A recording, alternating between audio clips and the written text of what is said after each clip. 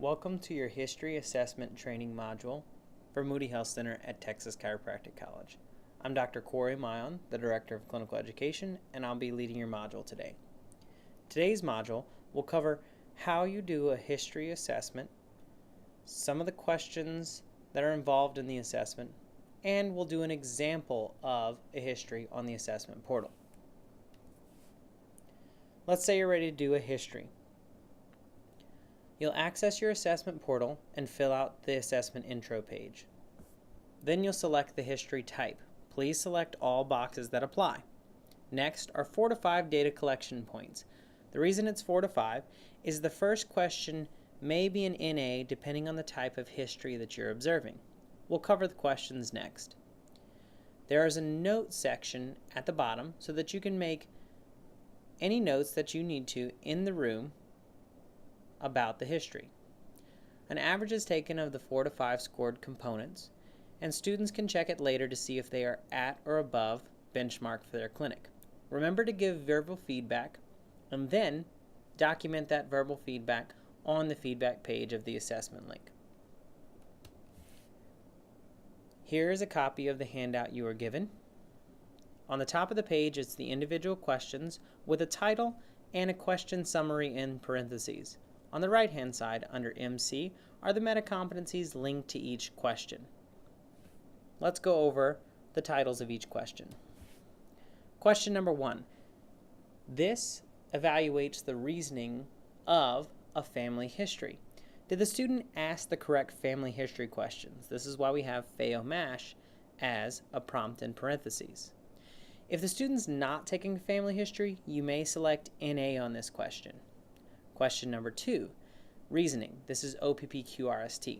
Did the student ask the correct focal history questions? Number 3, their communication skills. Did they speak clearly and considerately throughout the history? Next, their documentation skills. Did they document the encounter and make sure to give eye contact to the patient while documenting on EHR? Lastly is conduct and professionalism. Did the student act appropriately throughout the history? Once you've scored these 4 to 5 components, then you'll move to the feedback page.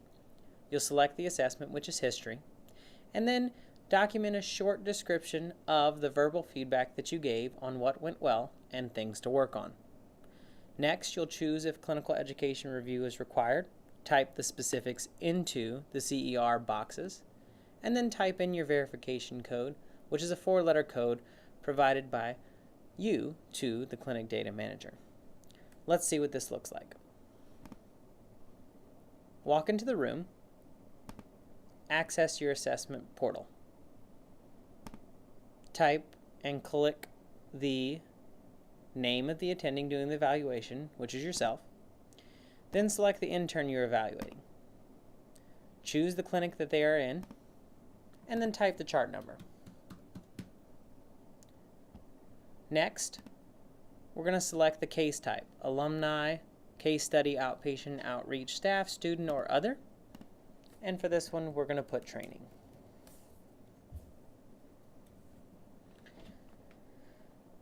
We're on the history assessment, so select history, and then click next. Now, we're going to choose all that apply. This is the initial encounter, family history, and a complaint history is taken. Let's say the patient comes in with cervical pain and stomach ache. Question number 1, reasoning. The student covered the appropriate content while taking past medical and or family history. Reasoning for OPPQRST. The student covered appropriate content while taking focal history or complaint. Skills and communication. The student demonstrated appropriate verbal and physical communication while considering patient's cultural, ethnic, and socioeconomic background. Next is documentation skills. Student accurately documented patient response while maintaining patient privacy. Lastly is their conduct and professionalism. Student acted professionally through appropriate bedside manner, hygiene, and conduct, and maintained patient confidentiality. Okay, let's say that the student was only staring at the computer screen, I noticed, and they didn't make much eye contact with the patient. So we'll put not enough eye contact during history. Okay, so we'll come up here and we'll drop the communication skills down. Finish the assessment. Now, before we collect next, I want you to know, let's say it's not an initial encounter, and so we're not taking a family history. This top one, you'd select NA. And these bottom ones would be scored together. All right, let's click next. Now we get into the feedback page. Let's click history.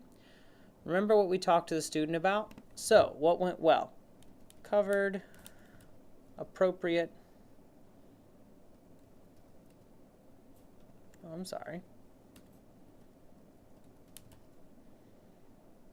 material and questions, and then things to work on. Improve eye contact when taking history. Okay, let's say that no clinical education review is required, but if it were, you would fill out the individual boxes here and then type your verification code. You're done with the assessment. Now, if you have any questions, please refer to your handout, the syllabi, or the clinic handbook. For answers that can't be found there, please refer to the following. For clinical operation questions, please ask your Director of Clinical Services. Educational concerns, you can ask me, the Director of Clinical Education, or for resources, please ask the Clinic Data Management. Thank you so much for your attention.